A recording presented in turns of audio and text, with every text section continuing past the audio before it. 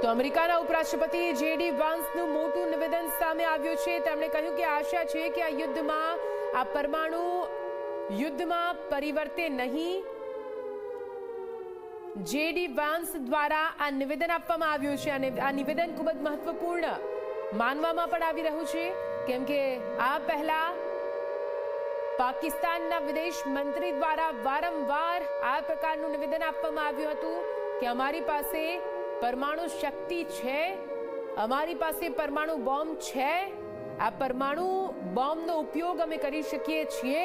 એટલે કે બોખલાયેલું પાકિસ્તાન અને પાકિસ્તાનના નેતાઓ, પાકિસ્તાન સરકાર, પાકિસ્તાનના મંત્રીઓ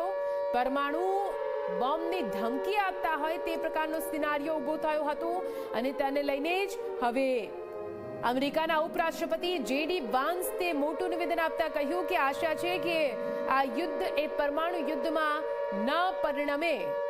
પરમાણુ યુદ્ધ જેનાથી પૂરી દુનિયા દૂર ભાગી રહી છે, ડરી રહી છે, કેમ કે આ પહેલા પણ જાપાનમાં જ્યારે પરમાણુ બોમ્બ પડ્યો ત્યારે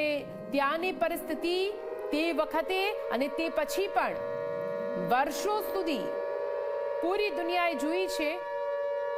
અને એટલા માટે જ પરમાણુ યુદ્ધની પરિસ્થિતિથી ભાગતી દુનિયા અત્યારે ફરી એકવાર એ જ સિનારીઓમાં આવીને ઊભી રહી છે, એ જ પરિસ્થિતિમાં આવીને ઊભી રહી છે કે ફરી એકવાર પરમાણુ યુદ્ધની ધમકીઓ આપવામાં આવી રહી છે। જો કે ભારતે અત્યાર સુધી એવું કોઈ નિવેદન નથી આપ્યું, પરંતુ જો પાકિસ્તાન એ પ્રકારનું કોઈ પણ પગલું લે છે તો પછી ભારત પાછું પણ નહીં પડે।